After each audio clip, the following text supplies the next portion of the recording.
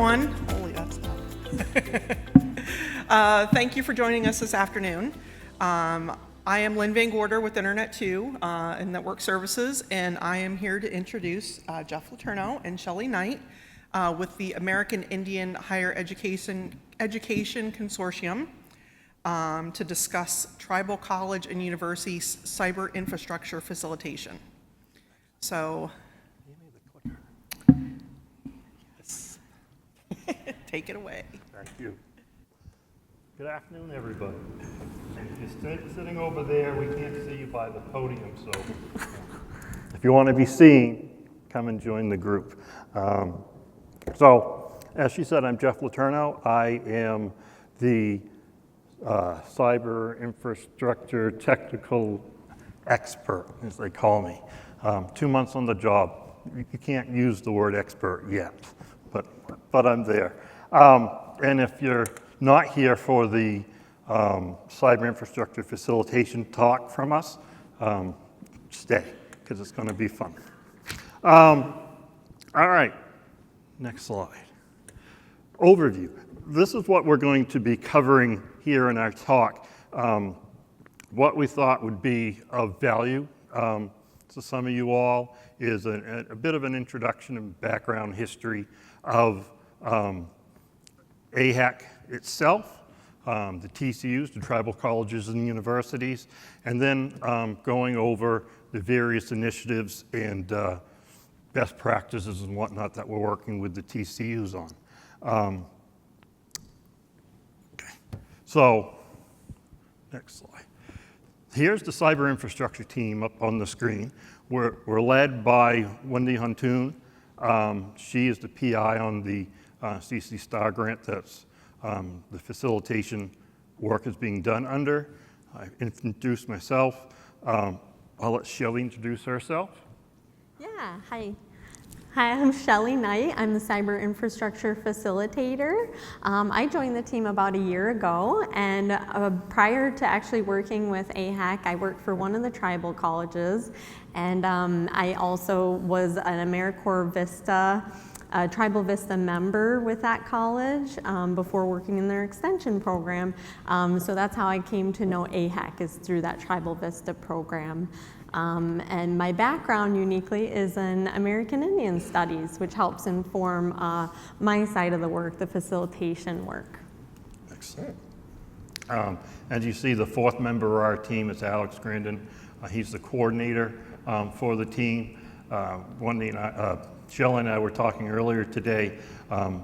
He's the guy that kind of keeps everything straight, does all the coordination, the arrangements of our meetings, actually gets involved in a bunch of our deliverables.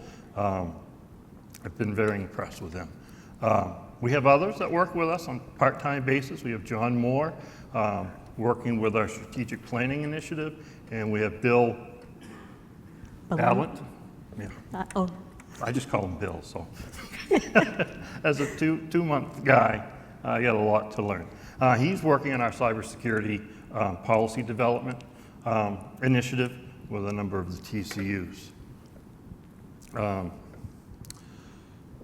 The mission and vision of AIHEC is up on the screen. I won't read them for you. I'm sure you can do that. But I thought I'd try to make sure you're still awake as part of this. So I'm going to make you raise your hands a few times.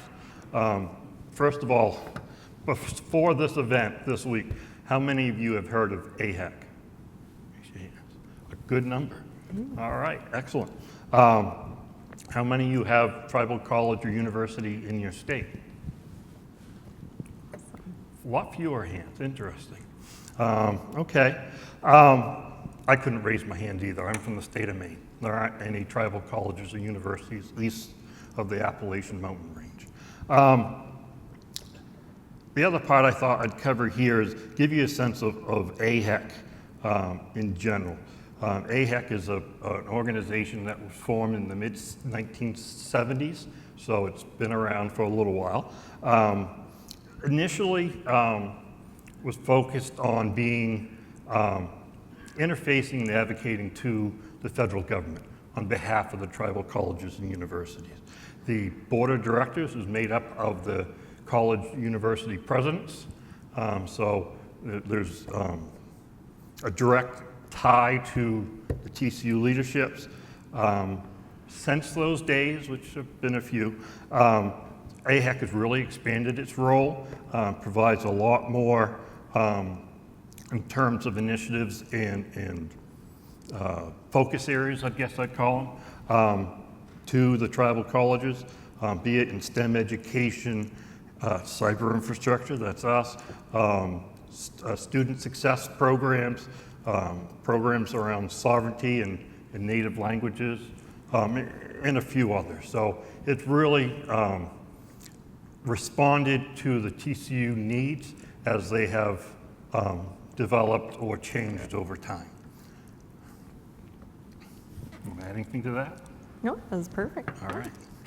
So, all right, tribal colleges and universities. There's 35 plus tribal colleges and universities in the U.S., both in the continental 48 states as well as Alaska. The vast majority are very rural, isolated in low-income regions. Many of the students and teachers, faculty, all those sort of things have very limited connectivity. The TCUs themselves struggle with internet connectivity and connectivity in general, and certainly off campus or home and whatnot, it is as bad as one could imagine, given where they are physically located. Some of the TCUs do have campuses or outreach facilities in other parts of the country that are much nearer to, I'll call it significant cities. There's some TCUs with campuses in Green Bay, Minneapolis, Albuquerque, Santa Fe, Palm Springs, and in Sacramento. So you get a little bit of flavor of them both. Next slide. To give you a little bit of time, I'm a history buff, so I made the slide be in here. Because this is what, I started the job, one of the first things I did was started reading about the background of the TCUs. Education within, and eventually the TCUs in the tribal nations the focus on it has existed since the early treaties and trust obligations negotiated between the tribes and the federal government back to the, like I said, 100 years, 1770s to 1870s. The first existence of what eventually became a tribal college is Haskell Indian Nations University in 1884. They originally were a U.S. Indian Industrial Training School, and then evolved over time into the Haskell Institute, and now into its current, I'll call it iteration. I think it was in the mid-1980s, maybe 1984. Dene College, previously called the Navajo Community College, became the first TCU to exist officially in 1968. That's the year I was born, so you can see that they're pretty young. They haven't been around very long. AIHEC, like I said earlier, came to be in about 1973. Sorry, I'm reading the slide. I gotta stop doing that. So as that all started to grow, in the 20 or 30 years from the 1970s on, there's various acts within the federal government to establish criteria to define what a TCU was, had to be, what was going to be available for funding, all that sort of stuff. So the TCU Act of 1978 defined a variety of, I'll call it, requirements and structures for to be a TCU, which I guess I won't go through at this point. But it's really think of it more, I think of it more, and Shelly wrote the notes, so she really thought of it more, as a three-pronged test, right, for like AIHEC membership, which you have to be a TCU to be an AIHEC member. You got to be chartered by a tribe. You have to be located on a tribal reservation, and a majority of your enrolled students are American Indian or Alaskan Native. That largely, in a little bit more generalized way, mirrors the requirements defined in the original TCU Act. Various things have happened since that time frame. Gaining land grant designations in 1994 was probably the biggest, as it allowed for, I'll say greater, but certainly additional forms of funding to go to the TCUs. Now, I'm a map guy, so I want people to see where the TCUs are located if you're not familiar with them across the state. This is a map that AIHEC has published, I'm sure, for quite some time. You can see there's a large portion across the northern tier of the country, and then down into the southwest part. And Alaska's always put in the wrong place just to fit on the map. But we have Islamic College up in the northern slope of Alaska, in Barrows, Alaska. So they have a whole unique set of challenges amongst them.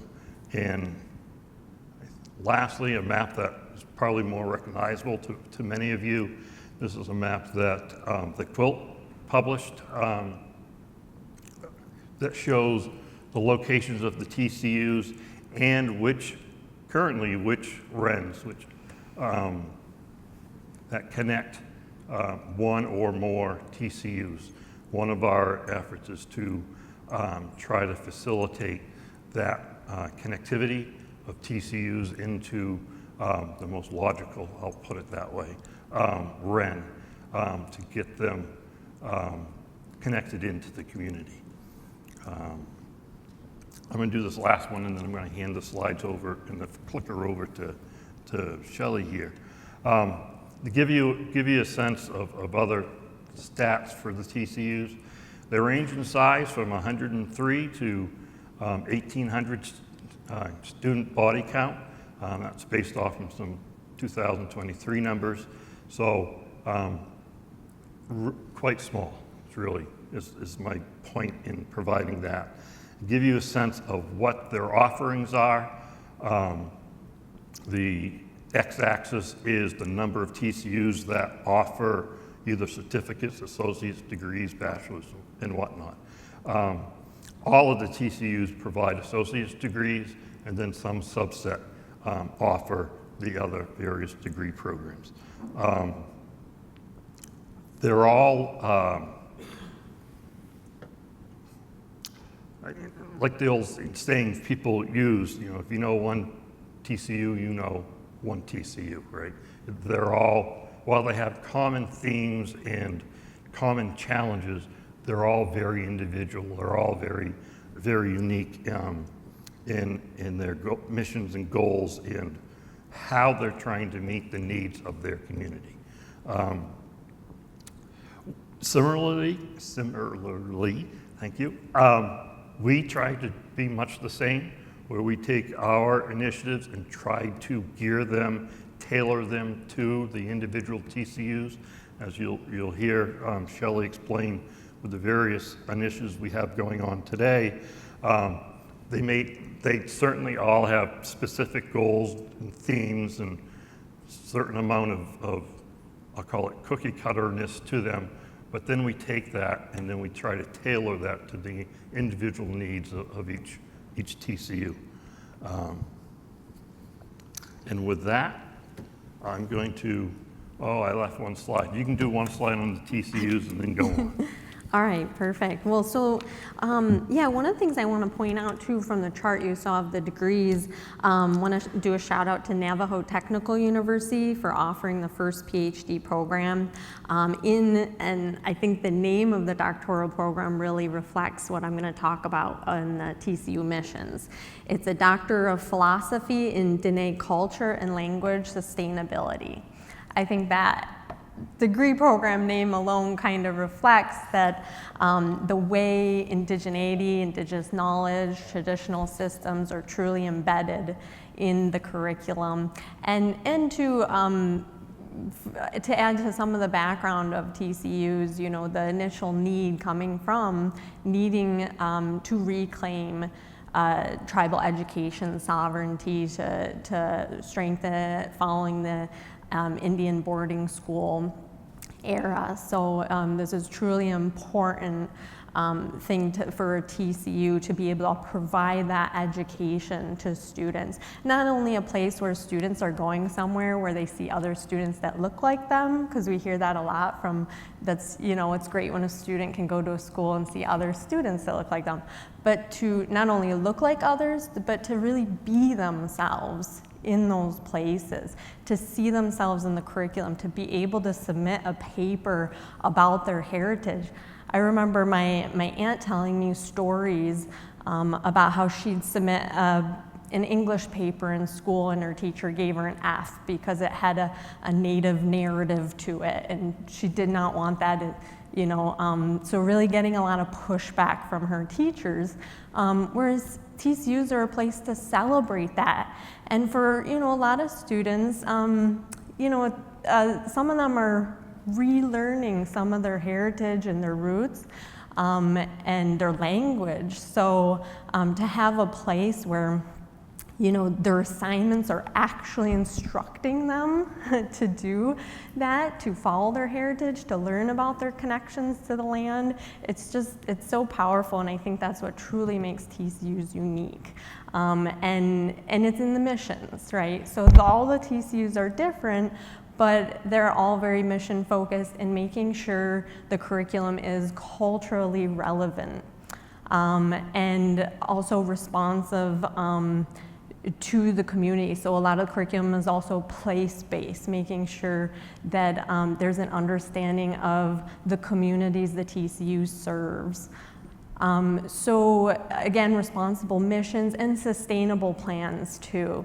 A lot of schools, you know, they have different values and principles based on the tribal nation, but you hear maybe a lot the 7 generations principle. So making sure, you know, anything done at the college is done in a way, especially with the academic programs and growing those programs, that it's responsive to the needs of the community, that whatever the students are studying, engaging in, and the workforce development is responding to a need and generating business and economy for the tribal nation.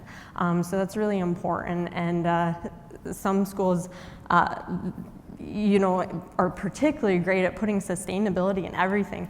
I know, I thought it was really interesting. One of the schools in particular we worked with talked about the refresh cycles that IT are so pressured to keep up with, like a 3 to 5 year cycle.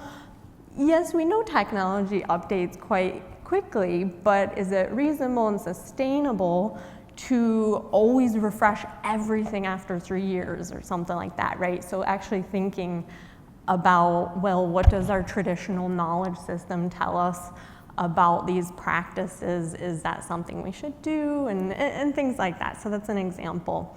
But that thinking is in everything, every part of the college, not just the curriculum. So along with the mission too, all the missions, you know, are seeking to exercise tribal sovereignty, strengthen their nations, again, through workforce and economic development, which has a broader impact too, beyond the reservation. Maybe the local communities next to the reservation, just holistically addressing issues in often very rural, remote areas, as Jeff mentioned. Something else we see, throughout the missions is that community nation building again, and the piece about career pathways. A lot of the colleges have STEM internship programs that really are working with local employers to make students have that next step after graduation into an employment.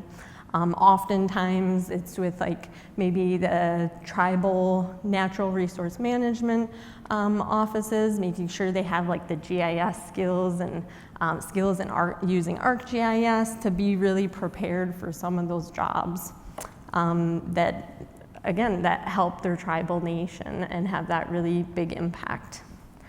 We put here some popular STEM programs too. A lot of the tribal colleges and universities have native language studies, natural resource management, GIS or geographic information systems, and computer and data science.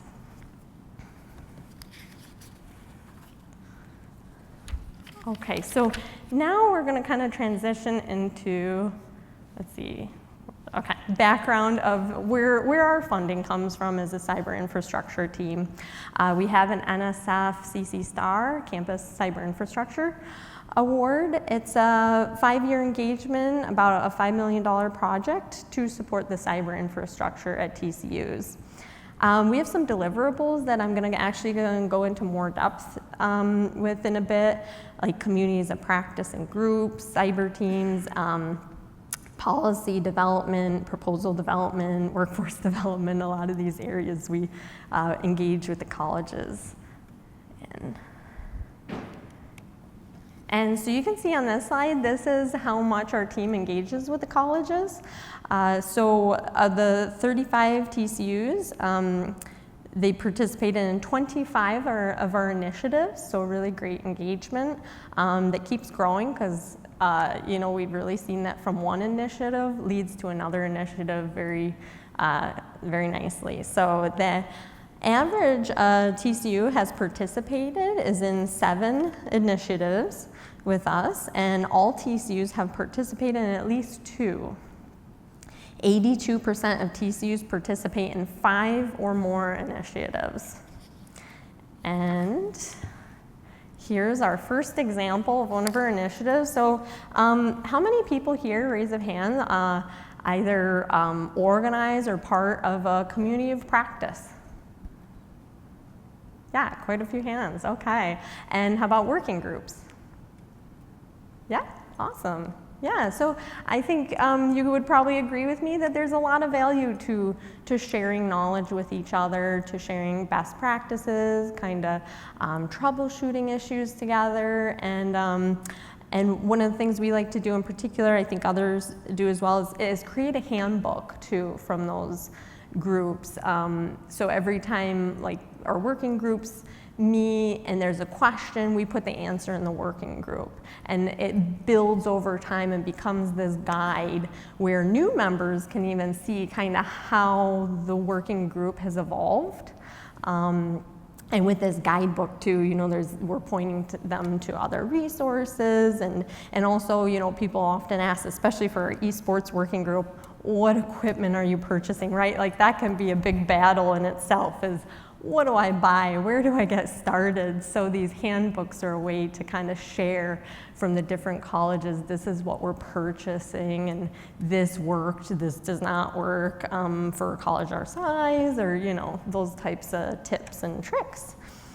As you can see, we have the GIS and drones working group. This one's particularly, close to my heart because I have a background in AIS, but more specifically in tribal airspace sovereignty, and how tribal nations use drones to develop, defend, and protect their tribal nations using drones. So I think this is a very exciting working group to see how the tribal colleges are developing their drone programs to get the students the remote pilot commercial license to really go out there and just start working or become an entrepreneur. So it's a really great path to getting those students into the workforce. AI, of course, for our team to be responsive to what's happening in emergent technologies. We have this working group where we're doing some policy development to really respond to, a lot of faculty saying, yeah, we're not engaging with AI yet because we don't feel like we have a guide, something really written that gives us the confidence to move forward. But sometimes we have to work backwards. It's hard to write policy if you don't have the training. So then also providing the training so that they can feel more confident with the policy and so forth. So we kind of work through those steps with them. The esports one, our goal is really to develop at each TCU the teams, but then as we develop those teams, to develop a TCU league. In the TCU community, we love some competition. If you ever go to our student conference, you'll see how fun and exciting it is for the students to compete with each other. So we like to do that through esports too. We want to create a league so that they can have some playful competition, but also learn something, because esports has such a great pathway towards STEM careers and the way it can be embedded in the already existing curriculum, like building PCs in a computer science class. So that's been really impactful and a great working group. The IT directors and CIOs community practice has been really, amazing for our team to learn, like even these working group areas, to learn what are the priorities of the TCUs, what problems are they trying to solve, and what areas do they want us to focus on. So one of the big things was CI strategic planning.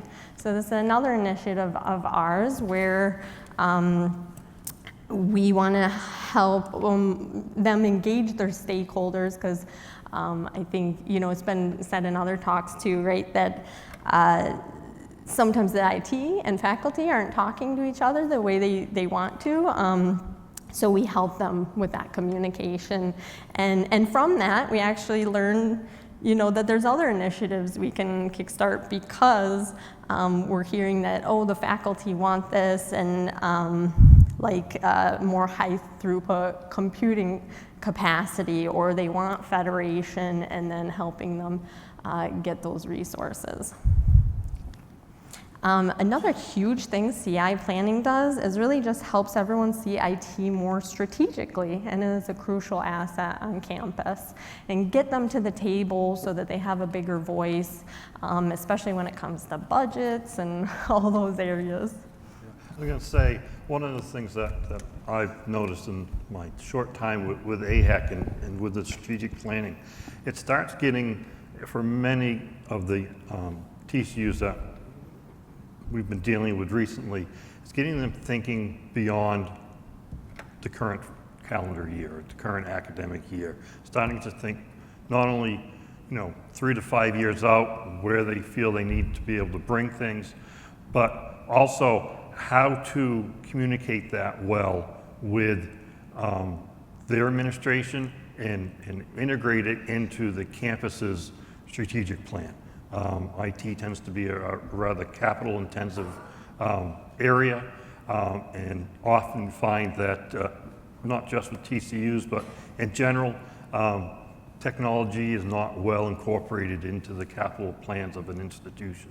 So that's part of what we're doing with the strategic planning initiative, is bringing that together, because we're not dealing with just the CIOs, IT directors, but we have interviews and sit-downs with faculty member, administrative staff, leadership, various different groups within the campus or within the college, to be able to pull some of that information out. Yeah, so some of the testimonies we've heard from doing this initiative, one of the big ones is that CI planning helped shift priorities.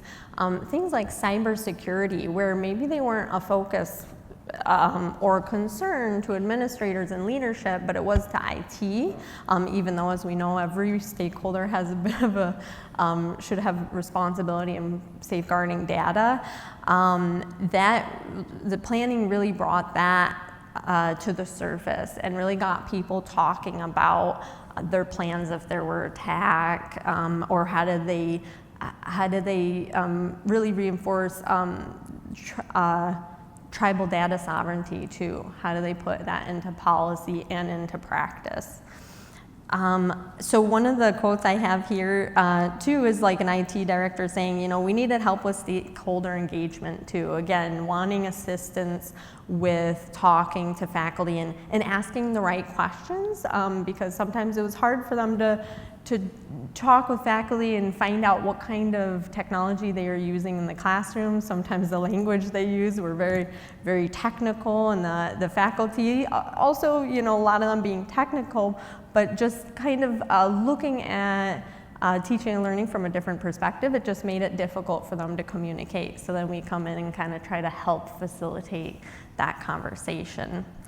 And some things we've learned from it too. Oh, actually I have one more quote. So I thought this one was interesting and reflected that. And the IT director said, you know, administrators are really worried about the roof over students' heads, making sure they're fed, but nobody is thinking about their data. This initiative puts this on the radar. And, you know, I think that, yeah, really goes to show that sometimes, you know, in the role you have that different perspective, and it's really helpful to engage one another in that communication to understand what the other one's trying to achieve. So reflecting back on this initiative, you know, we learned that really one-on-one interviews with stakeholders has been the most beneficial. People are getting the survey fatigue, so people are not really, even though we have, you know, templates created, people aren't using those as much as it's wonderful to get in a meeting together and just be able to talk, you know, it's simple, but it's a nice way to engage people, especially because that's when you get all the storytelling going on, and I love that, you know, like hearing, you know, some faculty are teaching a music class, but it's a hybrid music class, and you know, the in-person students will get offbeat from those online, and it's like, wow, trying to accomplish that can be difficult, especially if you don't have great broadband. But it's stories like that really give us a lot of insight into what they need to enhance their cyber infrastructure. So that leads us to, you know, after all the planning we've been doing, we've been hearing we really need more policy development, especially to meet accreditation standards. We need these sets of policies, and also after our team helped with cybersecurity assessments, we found a lot of TCUs were policy deficient. So this initiative, and originating too from an EAGER award, as you can see there, we hired Bill Balint to help us with this initiative. Did a lot of research on policies from small to large institutions. From that, created a template, and again, from that template, really had to tailor it specific to the college. And so these are some of the colleges we're working with: Turtle Mountain College, Sitting Bull College, Onion Nakota College. And some of them are continuing engagements, and we circle back to as well, because coming from this, AI has been another policy, sub-policy that they want, and so we're working on in the working group. Anything you want to add? Oh, you're doing great. So our fourth initiative example I want to share with you are our cyber teams, and some of their teams include College of the Muskogee Nation, Leech Lake Tribal College, College of Menominee Nation. And we can have up to 5 more teams under this current grant that's supporting us by 2028. So some of the projects with those colleges and the cyber team, you know, we really do a deep dive into their needs. Working with them to help with federation and workforce development. Workforce development, actually one of the colleges and like 5 other colleges will be going to an esports event for a behind the scenes look at really how esports leads to different career areas like broadcasting, health and nutrition, and all these different areas. So that'll be a lot of fun and a great opportunity because the students will be coming with us to interview different professional players and those people who make tournaments happen. So cybersecurity and workforce development, we're working with one of the colleges to help their faculty develop curriculum for cybersecurity. We also do site visits as part of the cyber teams. I must say, my very favorite part of the job because you really get to talk face to face with the faculty, the students, IT and leadership. So great opportunity to be there on site to help them and learn from them, of course, because whenever you meet with the students, some of the projects they're doing, they're just incredible, and I think it's a lot of work that you don't see necessarily happening the same way at other colleges, especially because the students are really putting their indigenous knowledge into their research. So that's always cool to see. There's one example is a student training a robot in Dene language to do tasks. So I thought that was really cool. And of course, part of this engagement are sub-awards that they can use to, again, spend the time to develop curriculum or go to professional development conferences like this one. So the next slide, and I think it takes a while because there's photos. There we go. So I want to highlight College of Muskogee Nation. So this is an example of where they engage with us as a cyber team, but also have engaged with us in so many other initiatives because one really often leads nicely to another. So they're part of our drone working group, our esports working group. We're doing policy development with them. They have a strong interest in research computing, so they've done professional development through us to attend things like PERC. And our very first CI workshop was located in Tulsa, Oklahoma, near to them. So we did a site visit as part of that workshop to the College of Muskogee Nation. So in this diagram, because I have an American Indian Studies background, I kind of wanted to think about our initiatives through an Indigenous framework in which every initiative, it's really true that a TCU does not have to engage in one before another. It's all very fluid in that when we work with one area of the college, we can then engage in another area without, CI planning does not have to be a prerequisite to the other activities with us. And I wanted to show it too on sort of a kind of working with the individual and the impact on their family, to society, to the tribal nation. And so that's kind of what you see here from the middle outward is that impact that we want to holistically address the needs of the people we work with. And of course the college to the community and outward. So I think this kind of represents our broader impact with the TCUs.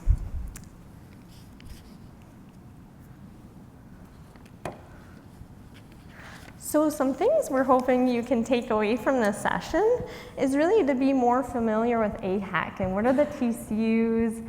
Also, of course, how you can collaborate with them through our team, and that there really are so many opportunities. And like I said, so when you get to know a TCU, you're really going to find yourself learning more than you're able to actually give them. Even though, there's a lot of ways you can support enhancing their cyber infrastructure, you're really going to learn about how inspired the students are and what a place it is for them to indigenize the research and that in such a responsible way, which really comes naturally to tribal nations. I hear responsible AI a lot, but this is something that, and I think I have a quote here too I want to share with you, that with the emerging technologies, Traditional knowledge systems are already such a guide for the TCUs and how to engage with emerging technologies, that a lot of the answers to the questions other communities have for Native peoples is right there in their traditional knowledge. So Dr. Crystal Sosi, she's a DNA geneticist from ASU. I really like what she had to say about data, for instance. She says the relationship or kinship to data really makes us responsible stewards of data. And that when it comes to AI, Indigenous peoples have always been responsible for stewarding machines around us, not just nature. And I think that's a really good reflection of, the TCUs should be, voices that people listen to when you're looking for guidance, of how to navigate these emerging technologies. I think you see it in the research at the TCUs. It's really incredible. So that's, a takeaway. I think that's how they're unique from non-TCUs. And also, again, the broader impact that the work we're doing and that the work you do when you collaborate with TCUs has a broader impact on rural and remote communities. So, connecting the colleges in particular to the RENs in their state has that broader impact of being able to bring better broadband to all the communities around them. So, okay, I think anything you want to add? Or? No, I think that's great. Okay, we'll go to questions and answers then.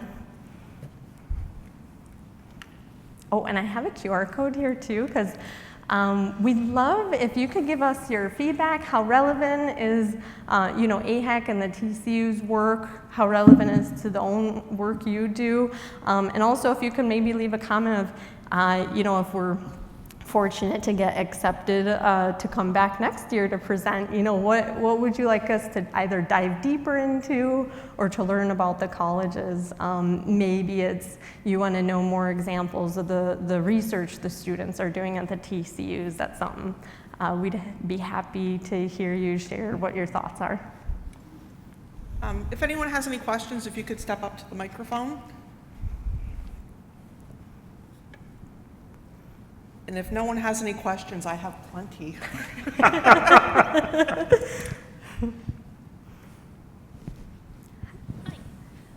This is the first I've actually heard about tribal data sovereignty.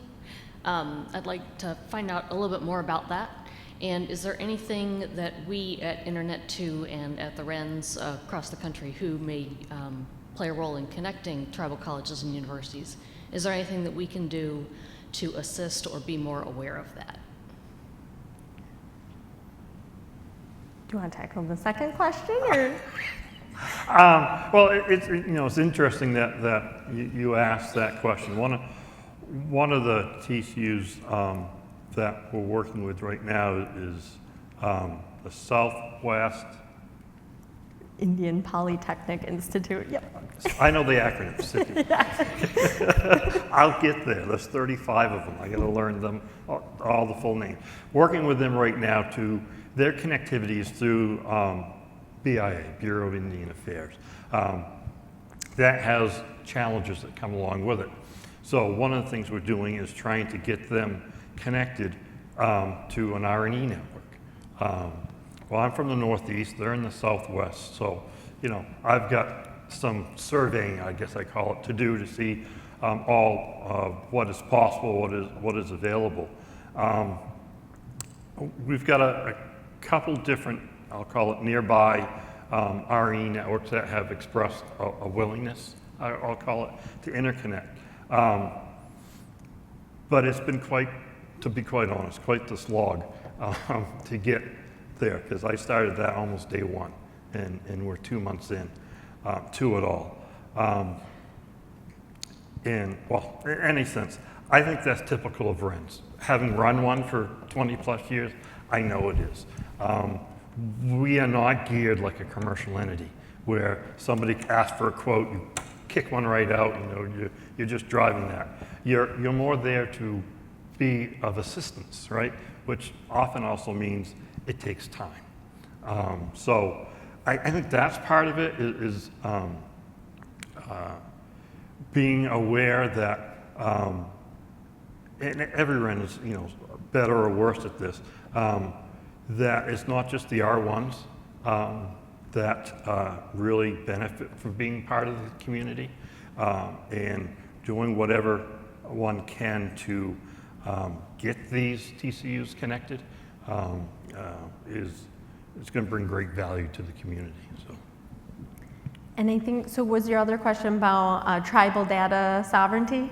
Okay, yeah, so I hope I get this right, but I believe it's at University of Arizona. There are indigenous scholars that have been really leading the hashtag data back movement and really making sure that people are conscious of the inherent de facto right since time immemorial that tribal nations can control their data about themselves, produced by themselves and about themselves. So that's a really interesting area, that, and especially with AI, safeguarding the knowledge, particularly indigenous language, and not just feeding it into kind of a large model, but more doing it in a closed, safe system. That's an example of exercising, I think, that data sovereignty. I just want to thank you for the presentation. I think it was fantastic. So good to learn more about what you're doing and how you're able to do so much of this great work. I wanted to actually follow up on the last question about what Internet 2 and the RENs can do. And one of the ways that comes to my mind is sort of what we saw in the identification of use cases, right? And so I think that Internet 2 and the RENs have an opportunity to reach out to our campuses and help kind of put the pieces together about, oh, I have a faculty member, doing research with another TCU. Oh, that's a great use case that we can maybe better support or do some, network testing to make sure that that flow and that workflow is really, the best it can possibly be. So. And of course, writing, more proposals with identified use cases that benefit those types of collaborations across the country, I think is wonderful, assuming that there will be proposals that we can submit moving forward. But that's one area, and I don't know, Shelly or Jeff, if either of you want to talk about sort of how that organically happens or what we could be doing as a community to support that. So, I've always thought, and I think many people think this, this networking we do is moving bits back and forth. It's of value, it's important, but the greatest return is being part of the community where you have the human networking going on, building those relationships, those trust relationships with others, is what, over my career, I've really valued as being part of regional network or national network community. I find, and I'm going to overgeneralize here, researchers tend to be a little bit isolated, right? They the funding agencies are kind of forcing collaborative research and multi-institutional. Well, there's a reason for that, right? By having a physical network that allows them to collaborate with others, technically, also allows them to start collaborating with others personally. So it's just building those kind of connections and facilitating that through more than just passing bits, but actually having initiatives and efforts to bring those bodies together. Yeah, and I think to add, because I work more closely with the faculty than I do the IT directors and other staff. What I hear from the faculty are a lot too, and I don't know, maybe this is or isn't something Internet 2 and the RENs can help with, but it's really, again, building that network, because we hear a lot of times, with curriculum development, it's like, even each of the TCUs have their strengths in certain program areas, but then, you know, they want to work together, they want to work with another institution to develop curriculum that expands on what they have. So with the drone working group, you know, there's a lot of faculty who have like Part 107 commercial classes and unmanned aerial vehicle classes, but, you know, what happens if your drone gets hacked? You know, that's a really big concern of, and the students ask these questions, you know, how would I defend my drone and stuff? So then adding on that and working with faculty in cybersecurity to develop some cybersecurity, Internet of Things curriculum. So, and not having to necessarily go get all the training to be able to do that themselves, but collaborating faculty to faculty across institutions to really make both sides curriculum better. So I hear that a lot, and I think that's, you know, if we can continue to build that network where we have the TCUs can reach out to another faculty member, reach out to another faculty, would be a very powerful, great thing for them. And, you know, they're already pretty time consumed, especially if they have to write their own grants and wear these other hats that, you know, sometimes getting the training is not really an option, but working with someone else who has that training is. So I hope that helps answer. Okay. We are at time, but I'm just going to throw a question out. We can take this offline.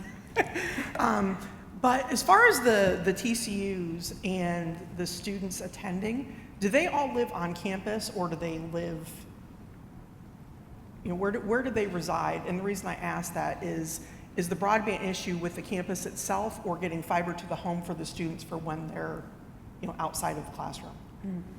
It is definitely both. I'd say yes. Yeah. I mean, Okay. yes, but and no.